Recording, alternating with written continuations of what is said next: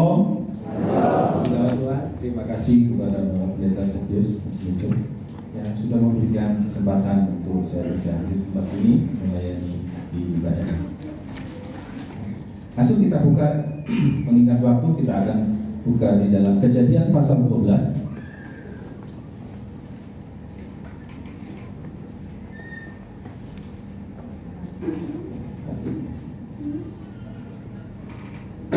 Kita akan membaca dengan bergantian, ya, mulai dari ayat 1 sampai 10 saja ya, itu kan sampai 20 kita akan baca dari ayat 1 sampai 10.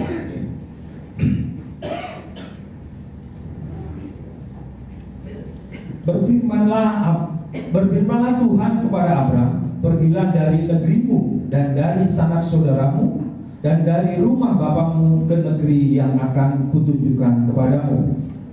Aku akan membuat bangsa dan menjadi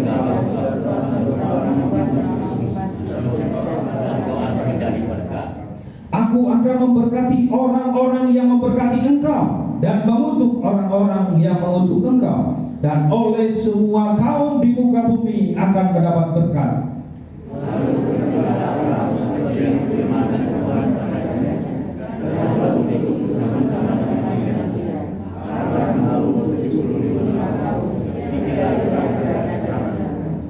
Abram membawa Sarah istrinya dan Lot, anak saudaranya, dan segala harta benda yang didapat mereka dan orang-orang yang diperoleh mereka di Haran. Mereka berangkat ke tanah Kanaan lalu sampai di situ.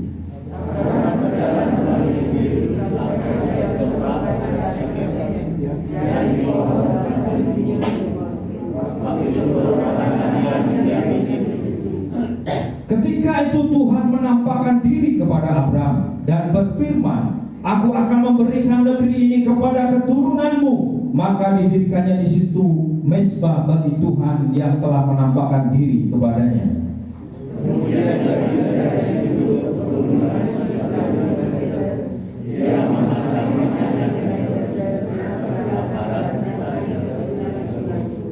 lalu dia memberikan Sesudah itu Abram berangkat dan makin jauh ia berjalan ke tanah Negeb.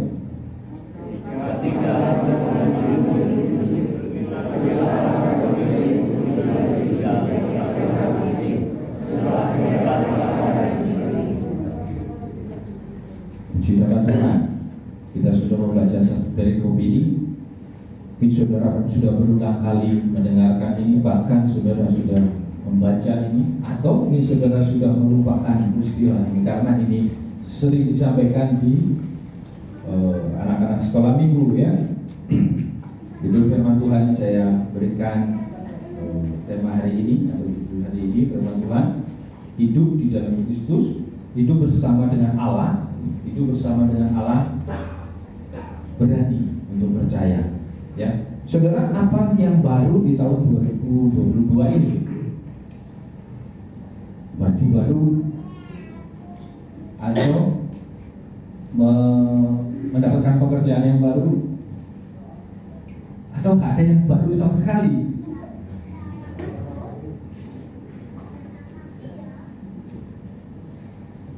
Ada om, saya baru sakit. Ada om, saya baru kehilangan. Ya. Kalau kita pikirkan di tahun 2022 ini ya, 2022 ini, tiap-tiap hari dalam kehidupan kita pasti ada yang baru. Kalau enggak, ya berarti kita tidak menikmati anugerah Allah yang dikatakan selalu baru tiap hari. Tapi apa ya yang baru? Kayaknya sama saja tuh. Dan kalau saya melihat di luar sana ya, di tahun yang baru ini juga satu negara yang kurang lebih 31 juta penduduknya, mereka mengalami satu himpitan tekanan dan bahkan hari-hari ini mereka mengalami satu kelaparan. Ini di Afghanistan sana mereka mengalami konflik politik, kemudian mengakibatkan terjadinya kesusahan, ya, kesukaran di dalam kehidupan mereka. Di Indonesia kita menikmati anugerah Allah yang begitu luar biasa. Nah, kalau di Indonesia sendiri bagaimana? Di Indonesia sendiri, nah, masih berkecimpung dengan yang namanya Omikron ini. Semakin meningkat, tapi 75% yang ada di Indonesia, 725 kasus ini asalnya tentunya dari informasinya dari orang-orang yang berpergian dari luar negeri. Nah, di sini belum ada yang dari luar negeri kan, masih aman. Hal-hal yang baru terjadi dalam kehidupan kita. Kita ini adalah orang-orang yang sudah dianugerahi, dikasihi oleh Allah. Mungkin dengan berbagai persoalan, berbagai tantangan kehidupan ini. Tadi Bapak Malam sempat menyinggung di doanya bahwa di tengah-tengah dunia yang tidak mengenakan ini, ya, dunia yang terus bergelora dalam narasi metafora yang menggambarkan kehidupan yang penuh dengan kesukaran dan tantangan. Dan mulai sekarang sudah anak-anak sudah mulai sekolah, ya, tatap muka, ada yang sudah 100%. Kalau di Bandung sudah kelihatan normal, ya, semuanya jalan, bahkan ada orang-orang di pasar itu sudah tidak pakai masker lagi. Tapi kondisinya diinformasikan oleh pemerintah masih banyak dan terindikasi adanya virus ini. Buktinya dalam masuk di dalam tahun yang baru ini sudah naik, ya. Nah, kehidupan kita juga ada di dalam persoalan-persoalan ini. Kehidupan kita adalah kehidupan orang-orang yang percaya, orang-orang yang dikasih, orang-orang yang mendapatkan anugerah Allah. Tetapi juga ada di dalam kesukaran dan kesulitan itu. Kita sudah membaca perikop di dalam Kejadian pasal 12 tadi, bahwa Abraham sebagai bapak orang percaya, bapak orang beriman, bapak dari segala bangsa yang besar ini, di dalam kehidupannya juga mengalami kesukaran. Kita sebagai itu, kita ada di dalam Dia, di dalam Kristus, kita hidup, kita bergerak, dan kita ada di dalam dunia yang penuh dengan kesukaran hidup ini. Tentu kita sebagai orang percaya yang sudah dianugerahi oleh Allah, kita bersama-sama, kalau kita hidup di dalam bersama-sama dengan kondisi virus ini. Di dalam setiap keadaan pun kita harus siap. Dan tadi saya melihat ada masuk, kita harus cek suhu dulu, semprot desinfektan dulu, untuk menjaga di dalam kehidupan kita sebagai orang-orang yang percaya ini.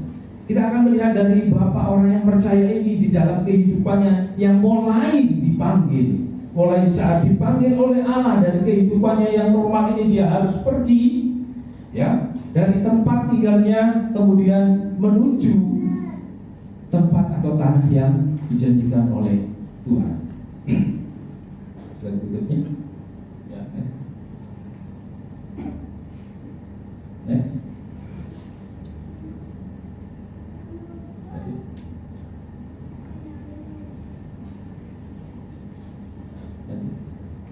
Nah, ada yang disampaikan oleh Allah, disampaikan oleh Tuhan kepada Bapak Abraham, bahwa dia akan menjadi bangsa yang besar dan membuat namanya masyhur.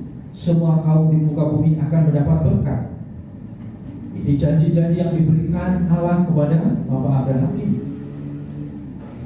Suatu yang luar biasa, bukan? Suatu yang besar, sesuatu yang di luar nalar manusia. Tetapi dalam kehidupan orang yang percaya ini, orang yang dikasih Allah ini, juga mengalami satu kesukaran di dalam hidupnya. Dan kita juga belajar melalui kehidupan orang percaya ini. Kita ini juga adalah orang-orang percaya. Apa sih yang menjadi sikap kita sebagai orang yang percaya? seperti Bapak Abraham ini, kita akan melihat satu kebenaran firman Tuhan yang dinyatakan di dalam perikop ini. Ya, yang pertama saudara, sikap hidup orang percaya yang ada di dalam Tuhan itu harus mempunyai keberanian mengeliminasi keraguan terhadap firman Allah. Jadi orang percaya itu harus berani untuk mempercayai firman Allah, tapi dengan jalan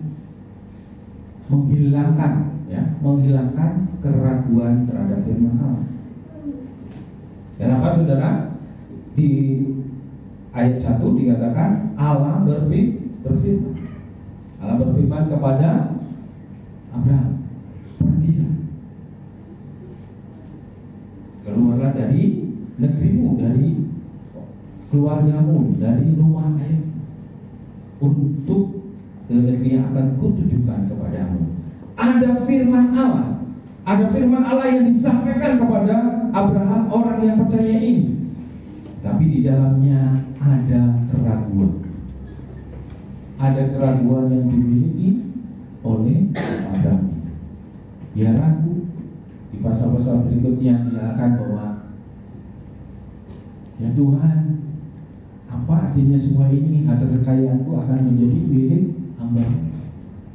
Orang Damsyik itu karena sampai umur yang 85, di sini dikatakan 75, sampai umur 85 tidak ada muncul keturunan, padahal akan jadi bangsa yang besar, menjadi bangsa segala umat, jadi bangsa yang besar ini. Dari umur 75 sampai 85 belum ada tanda-tanda, dan semakin tua, secara logiknya semakin tua umur segitu sudah tidak ada kemungkinan untuk mempunyai keturunan. Tetapi Allah yang sudah berfirman bahwa kamu akan menjadi suatu bangsa yang besar, mulai keraguan itu muncul. Dan bahkan istrinya Sarah pun mungkin Allah menghendaki keturunan dari hamba kita. Kita juga mendengar firman Allah. Sebagai orang-orang percaya kita juga mendengar firman Allah. Tapi kita belajar dari Bapak orang yang percaya ini, ada keraguan. Jika hal itu belum terjadi, atau mungkin saudara mengalami hal yang berbeda. Jadi kalau misalnya ikut Tuhan, saya mendapatkan berkat, mendapatkan mujizat, ternyata hidup saya mengalami sakit penyakit. Nah, mulai pemikiran kita ini menjadi meragukan akan firman Allah. Dikatakan bahwa ada keraguan tentang janji keturunan. Kalau tanah dia sudah masuk ke tanah Kanaan, ya.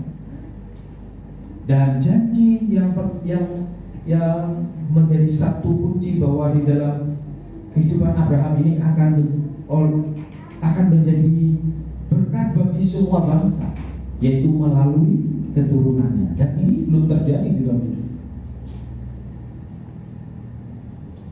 Nah, apakah kita juga sebagai orang yang percaya hari-hari ini mulai meragukan kebenaran firman Tuhan? Oh tidak, saya tetap percaya firman Tuhan.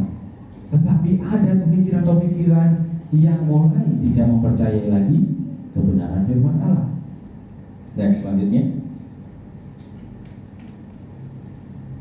Ya, saudara, keraguan akan firman Allah ini sekarang terjadi karena begini.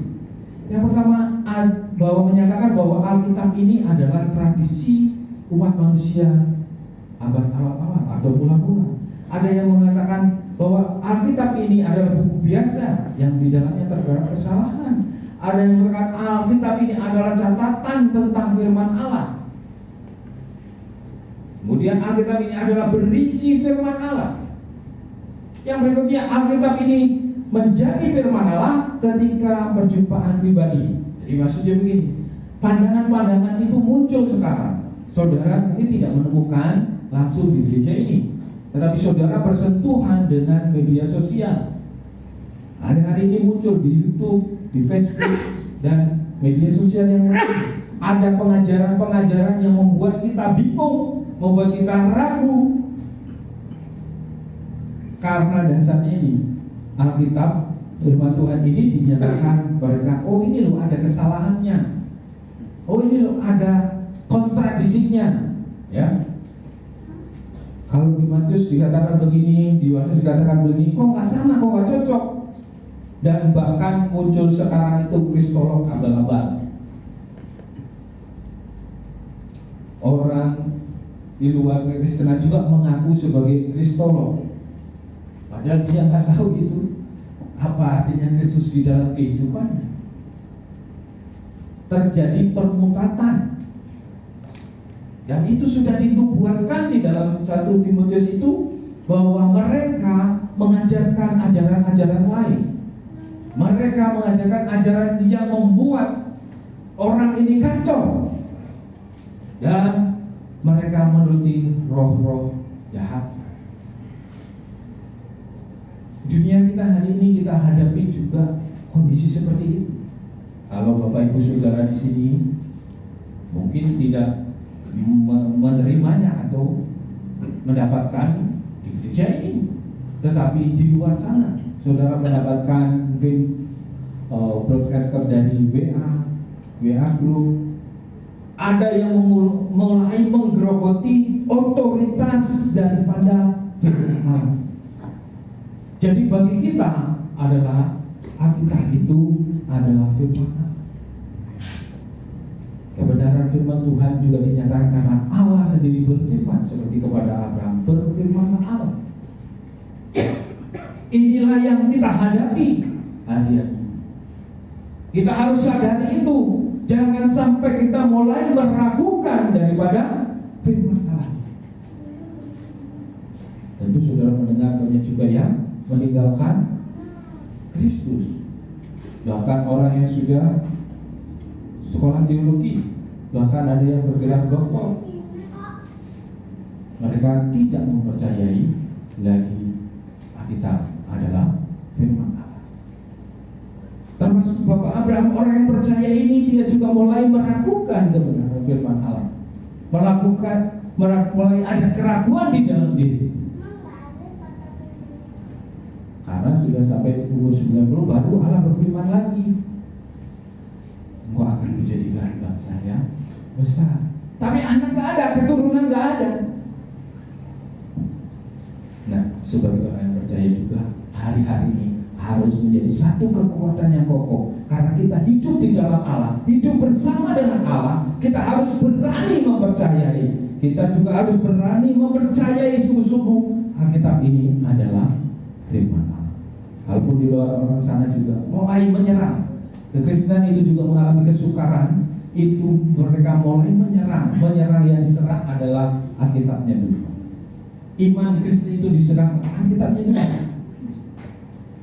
Karena apa? Oh iya, saya percaya Alkitab. Orang Alkitabmu palsu, orang Alkitabmu penuh dengan kontradiksi. Masa kamu percaya dengan yang kontradiksi? Bahkan pemikir-pemikir teolog yang liberal juga mengatakan bahwa hanya ada firman Allah, tapi sebagian yang lebih parahnya lagi adalah Alkitab atau firman Allah ini tidak mempunyai kuasa, tidak mempunyai otoritas ilahi di dalamnya, dan hanya menganggap sebagai buku suci saja. Mereka tidak percaya ada mujizat. Kalau saudara bisa menyanyikan ada mujizat sampai hari ini, mereka sudah dipercaya. Mereka mencari fakta-fakta di dalam Alkitab ini untuk dicari secara logiknya pemikiran manusia, secara sains. Jadi sudah meninggalkan iman. Jadi saudara ya, jadi yang pertama ini kita sebagai orang yang percaya, seperti Bapak Abraham ini juga menjadi percaya, tetap percaya. Kalau Bapak Abraham ini juga sempat ragu, sempat mengalami keraguan, akhirnya nanti pada saat dia dijanjikan, kemudian dia percaya. Kalaupun Sarah dan Abraham itu ngomong, jika aku sudah menjadi tua, aku sudah mati pucuk dan sudah mati, tapi dia percaya karena Allah itu yang berfirman. Inilah dinamika dalam kehidupan kita. Ada saat-saatnya. Iya ya. Kok firman-Nya begitu ya? Kalau Allah kejam sekali ya, contohnya di perjanjian lama mereka membunuh banyak orang dari banyak bangsa. Jadi mereka menyerang, ada serangan. Ini kuasa-kuasa kegelapan ini ingin menggoyahkan iman orang-orang yang percaya melalui firman Allah. Kita lihat seperti iblis yang menggoda Yusuf. Iblis yang menggoda Yusuf siapa? Ya, firman Allah mereka memakai hari-hari ini menjadi saudara yang harus mempunyai keberanian untuk mempercayai firman Allah. Yang kedua, keberanian untuk mentaati firman Allah. Ya, tolong kita baca sama-sama ya. Kejadian pasal 26 ayat 5.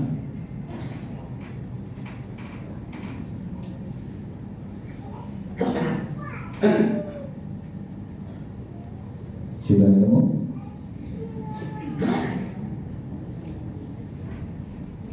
Sudah ketemu? Oke, kita baca sama-sama. 1, 2, 3. Karena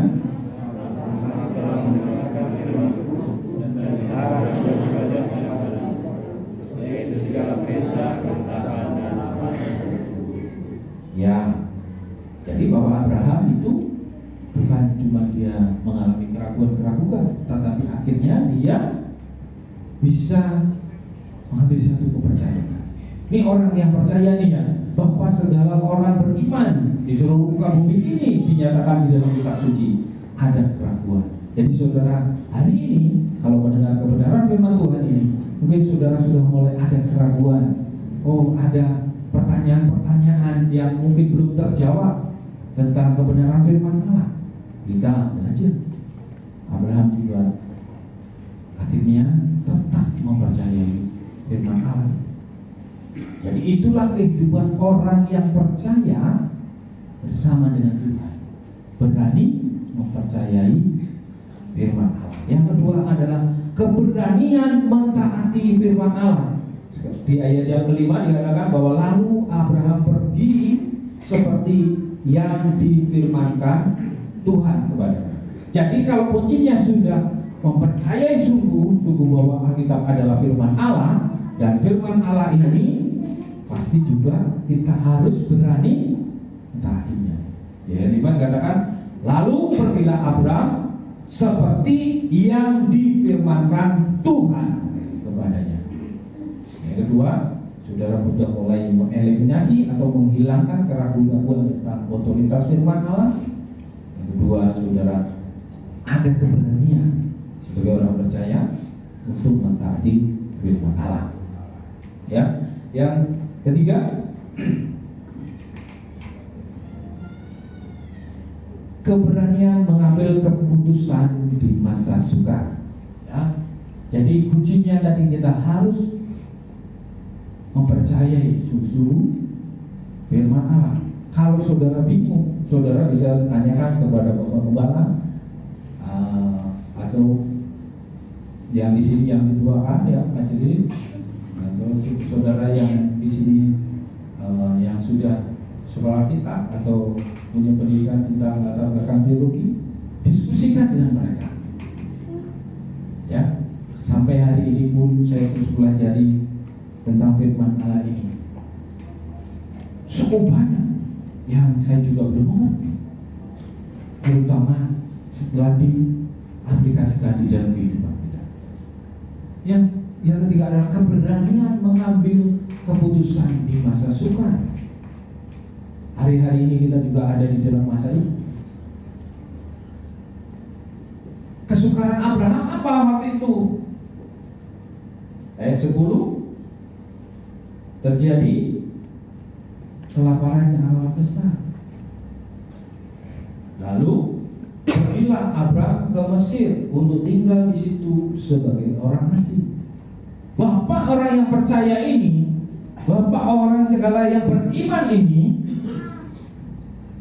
yang sudah mentaati firman Allah, yang sudah mempercayai firman Allah, dan yang sudah mengerjakan firman Allah, tetapi hidupnya juga masih mengalami satu kesukaran. Jadi kita juga sebagai orang-orang yang percaya, kok anda mengalami suatu masalah dalam hidup? Tapi ingat saudara ya, yang masalah-masalah yang terjadi dalam kehidupan kita itu bukan datangnya dari Allah. Ini jangan sampai salah ya. Masalah-masalah yang terjadi dalam kehidupan itu bisa dipakai dalam kehidupan kita untuk kita terus mengenal Allah. Tetapi masalah-masalah itu bukan dari Allah. Jangan enak kita wah aku mengalami kesulitan ini ya karena itu aku diuji oleh Tuhan. Tadi dulu firman Allahnya mengatakan begitu, tidak. Aku mengalami sakit ini ya karena Allah ingin mengajar aku. Oh, belum tentu. Jangan disamakan sama rata. Ya, ini pada kesukaran Abraham saat itu, orang yang sudah percaya ini, orang yang sudah mengerti firman Allah ini, orang yang sudah mengerjakan firman Allah ini, tetapi ada kesukaran. Kesukaran di dalam kehidupan itu pasti ada, tapi jangan keburu nyalakan Allah itu penyebabnya. Pernah ada yang mendiskusikan kemarin, kan erupsi Gunung Semeru, ya, erupsi meletus ya, ledos gunung itu ledos. Kan nyalanya orang Kristen. Katanya apa? Gara-gara ulang tahun nih anaknya Tuhan Gunung Semeru ngamuk. Kemarin kan begitu. Atau enggak pernah dengar? Ya, nyalahin orang Kristen, nyalahin orang-orang percaya yang percaya kepada, karena Desember itu kan kita Natalan dong. Nah itu katanya hari ulang tahunnya anak Tuhan, makanya Tuhan punya anak jadi ngamuk. Ya mungkin itu semacam ya yang biasa saja ya, tetapi sudah mulai menggerogoti tentang hakikatnya iman ke Kristus. Mulai kemudian apa? Natal itu hari raya pagan.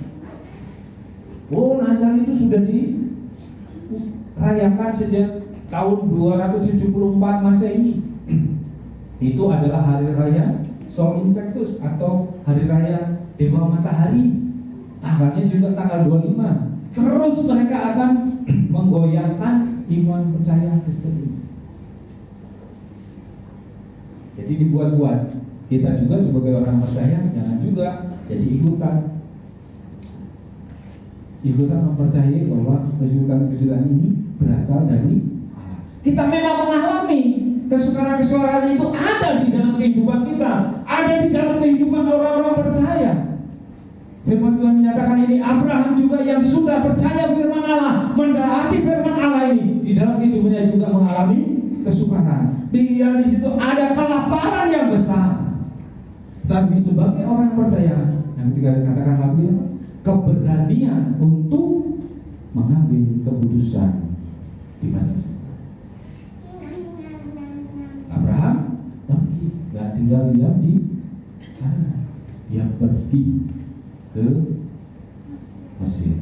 Nah, ada yang menafsirkan bahwa jangan pergi ke Mesir. Mesir ini adalah gambaran dari dunia ini. Ini loh firman Tuhannya ngomong Abraham pergi ke Mesir. Salah maknanya. Tidak begitu ya saudara. Kita harus berpatokan pada firman Allah. Suatu yang terjadi dalam kehidupan kita mengambil solusi-solusi, mengambil satu keputusan-keputusan. Keputusan itu bisa salah, tapi kita harus berani mengambil keputusan. Buktinya dia pergi ke Mesir juga, dia mengalami masalah juga. Mengalami masalahnya apa? Istrinya diambil orang.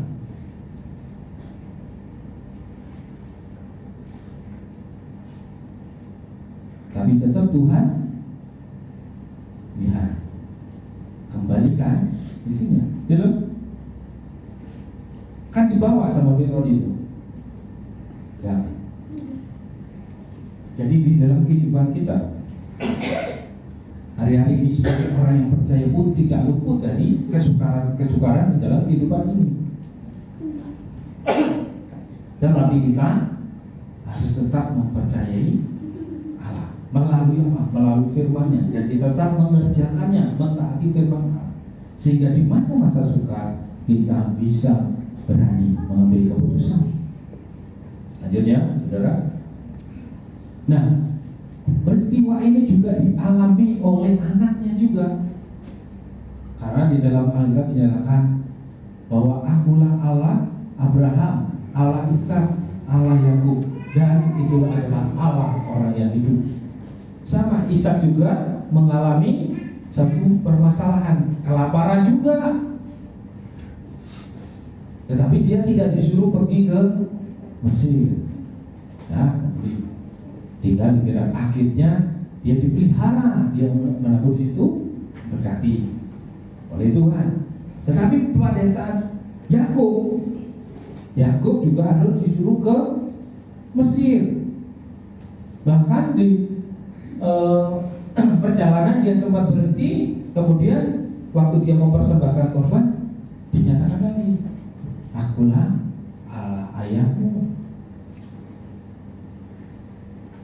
Pergilah Mesir. Jadi berani mengambil satu keputusan di masa sekarang. Jadi, ya, ini kan orang-orang yang percaya ya, Abraham termasuk bapak-bapak leluhur kita ini juga mengalami masa-masa yang sukar. Lanjut. Nah, saya membaca di berita yang tadi orang-orang di daerah Afghanistan sana itu, ya, salah satunya mengalami satu mengalami satu kelaparan, ya.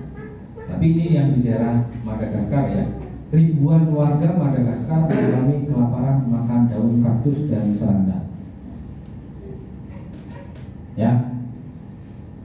Mereka mengalami kelaparan, kesulitan di dalam kehidupannya sampai cuma makannya ini serangga. Apa itu? Seperti apa? Jangkrik ya? Atau walang? Makannya itu. Tapi kondisinya seperti itu. Berapa lama saudara? Berita menyatakan di situ mereka sudah 8 bulan. Coba bayangin, 8 bulan makannya bayangin.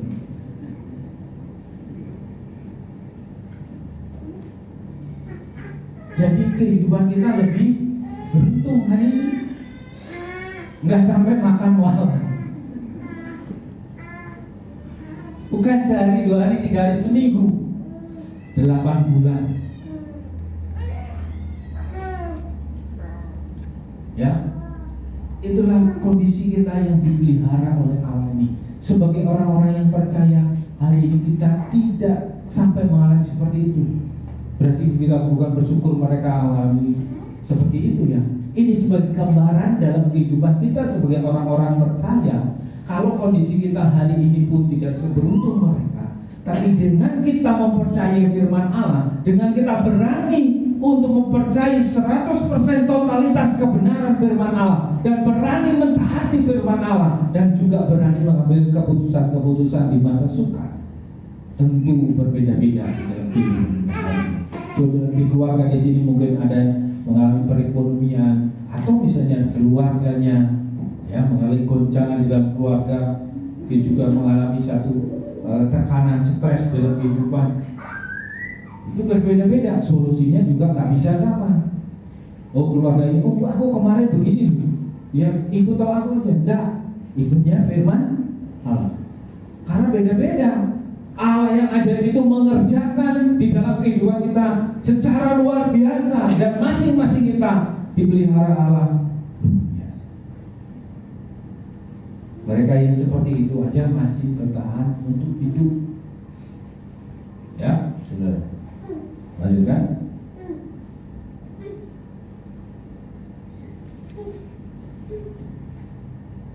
Allah Abraham, Allah Ishak, Allah Yakub adalah Allah orang yang Allah yang dipercayai oleh Abraham, disebut sebagai Allah yang hari ini pun kita harus percaya bahwa Dia Allah yang hidup, yang terus ada di dalam kehidupan kita, di dalam masa yang sukar, di dalam masa-masa yang sulit dalam kehidupan kita. Tetap kita harus berani mengambil satu keputusan, ya, satu keputusan untuk terus bertahan hidup di dalam. Ya, saya berikan contoh begini. Kalau dibaca di dalam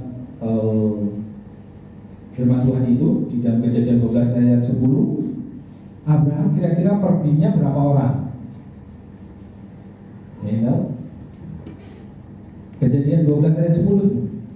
Lalu pergilah Abraham ke Mesir sebab ada kelaparan yang sangat besar. Cuma 2 orang gitu ya, sama istrinya. Bilang 10. Bener telu lah.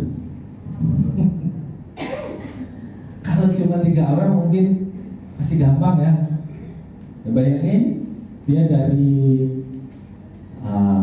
itu di daerah Sikam situ ya, dia pergi ke Mesir ke bawah ya, nggak ada pointer. Jadi bawa ke Mesir.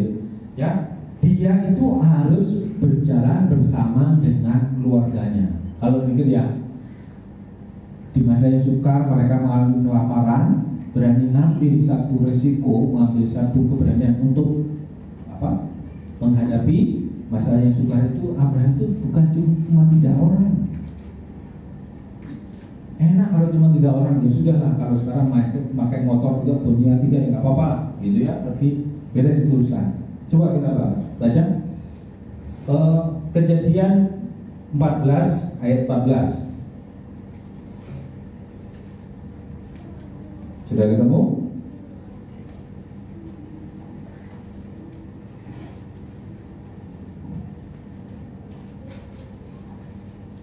Satu, dua, tiga. Ketika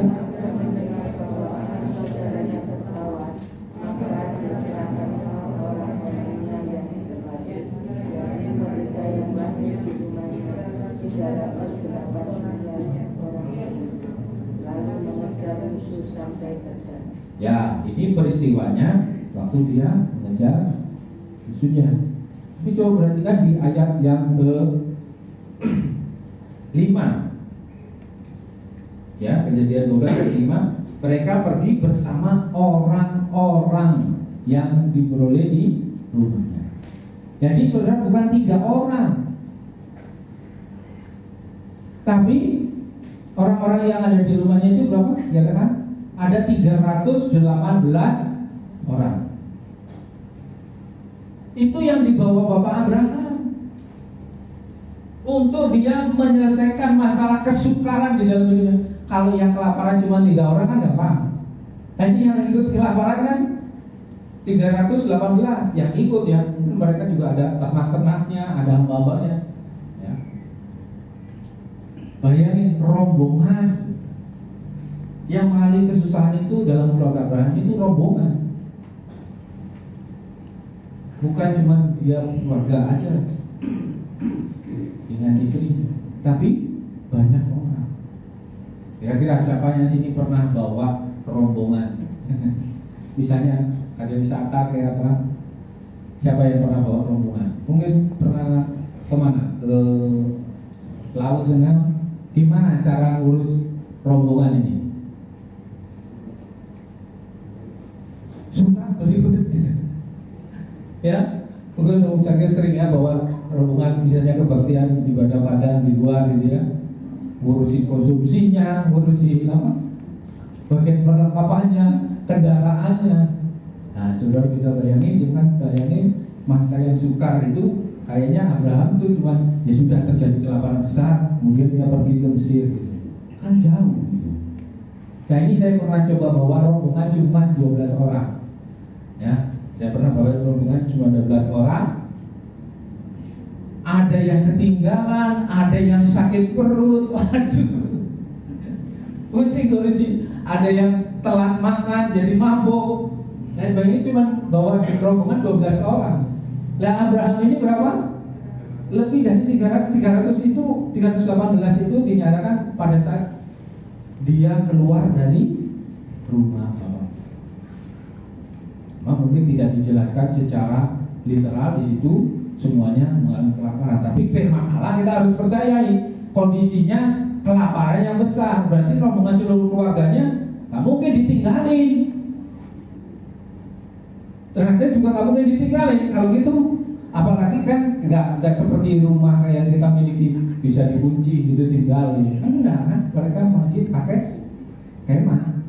Itu mereka kan Abraham ini kan berkemah di dekat Situm antara Betel dan Ai. Di bawah. Masa yang sukar dihadapi oleh Bapak Abraham ini bukan cuma dirinya dan istrinya saja. Dia harus pergi ke Mesir, tetapi bahwa banyak. Nah, inilah yang harus kita pikirkan hari ini. Mungkin saudara mengalami kesendirian di dalam kehidupan ini, belum banyak tanah. Coba gimana Om Sakius kalau di sini semua nih, ini sudah ada 318 Om ini mengalami semua masalah misalnya. Kelaparan, oh aku ke rumah oh lapar oh, coba bingung kan? Atau bahkan ono beras belum makan nih. Untuk ngurusinnya segini aja biasanya kalau Natalan juga diurunya sekampung ya. Bahasanya dulu gitu ya. Inilah kesulitan hidup yang dirasakan oleh Abraham, tetapi dia tetap mengambil keputusan. Ini yang jadi pelajaran kita. Tetap mengambil satu keputusan, berani mengambil keputusan. Nah, keputusannya kalau bisa salah bagaimana? Ya nggak apa-apa. Tapi kita ingat, ya, jadi kamu lihat bahwa mereka yang hidup dari iman, mereka itulah anak-anak Abraham. Yesus Kristus telah membuat ini supaya di dalam Dia berkat Abraham sampai kepada bangsa-bangsa lain, sehingga oleh iman kita menerima roh yang dijanjikannya itu. Dan jikalau kamu adalah milik Kristus, maka kamu juga adalah keturunan Abraham dan berhak menerima janji Allah. Di dalam masa kesukaran kita harus berani bertindak untuk menghadapinya. Tetapi kita ingat, dalam menghadapi kesukaran itu kita ada Roh Kudus yang menyertai. Itulah yang menjadi pembeda antara orang yang percaya Yesus Kristus adalah Tuhan di dalam hidupnya. Itulah yang menjadi pembeda antara kita, orang-orang yang sudah diselamatkan oleh anugerah Allah ini. Ada apa, saudara? Apa bedanya? Saudara dengan orang-orang di luar sana, orang-orang yang tidak percaya dengan Kristus sebagai Tuhan dan Juru Selamat, apa bedanya? Oh, saya lebih kaya, mereka juga ada yang kaya. Oh, saya keluarganya banyak, mereka lebih banyak. Saya taat beribadah, mereka lebih taat beribadah. Apa yang menjadi pembeda antara orang-orang yang percaya kepada Kristus Yesus adalah Tuhan dan Allahnya? Ada penyertaan Allah, yaitu Roh Kudus ada di dalam kehidupan kita. Itulah yang menjadi pembeda keistimewaan kita di hadapan orang-orang yang tidak percaya Allah. Ada Allah di dalam kehidupan kita yang menyertai. Saudara boleh tanyakan kepada mereka, orang yang tidak percaya Yesus sebagai Tuhan dan Juru Selamat, tanya, di dalam hidupmu ada Allah atau tidak? Di dalam hidupmu ada Allah? Coba saudara bisa tanyakan dan apa jawabannya?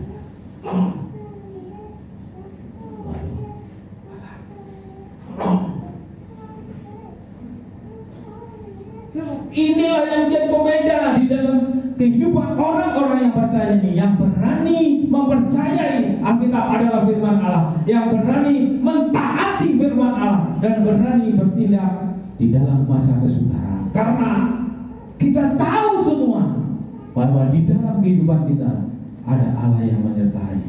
Roh Kudus ada di dalam kehidupan kita.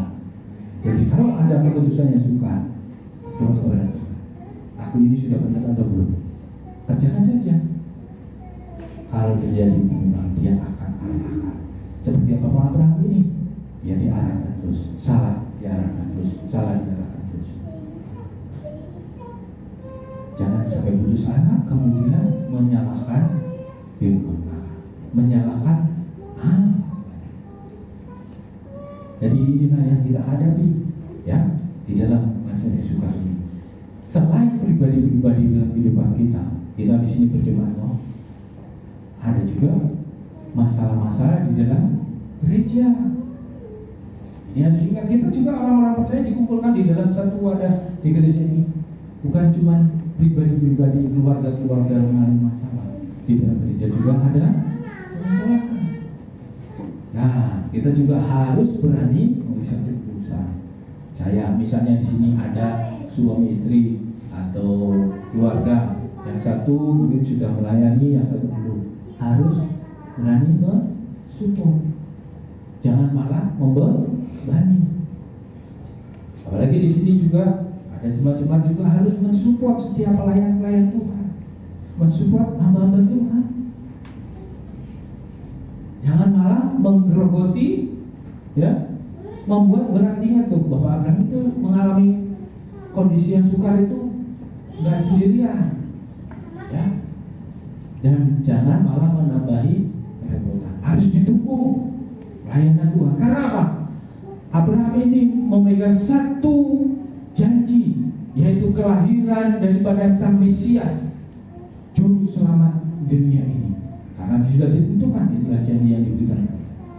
Hari ini juga kita sebagai orang-orang yang percaya masih ada amanat agung, yaitu untuk memberitakan Injil tentang kasih Kristus. Itu yang menjadi pembeda dalam kehidupan kita. Bukan saja cuma yang sudah aku percaya firman Tuhan, aku mentaati firman Tuhan, aku juga berani mengambil tindakan-tindakan itu. Tapi semuanya itu kita harus arahkan untuk menyampaikan kabar baik, Injil Kristus sampai ke seluruh bangsa-bangsa.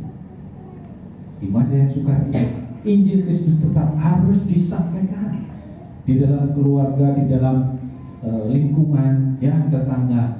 Saudara sebagai orang percaya harus bisa mengambil satu keputusan di masa sukar, tetap bersama dengan Allah dan tetap melakukan pemberian, yaitu memberitakan tentang Kristus. Itulah yang menjadi pembeda, ya, keistimewaan kita sebagai orang yang percaya. Apa kondisi kesukaran itu kita harus hadapi, kita harus berani mengambil satu keputusan, tentunya dengan pertolongan Roh Kudus. Inilah satu keberanian di dalam kehidupan kita. Dan sebelumnya, ya, karena Allah itu memberikan kita bukan roh ketakutan, tetapi atau melainkan roh yang membangkitkan kekuatan. Roh Kuduslah yang sudah dimeteraikan dalam kehidupan kita itu, sehingga kita berani melangkah di dalam kehidupan kita.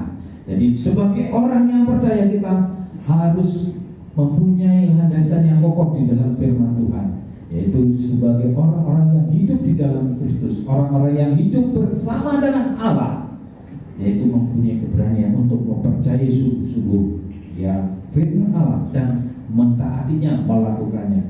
Dan jika hal itu terjadi, kesulitan, kesukaran di dalam kehidupan kita, kita tetap bisa meminta pertolongan daripada Roh Kudus. Silakan Pak.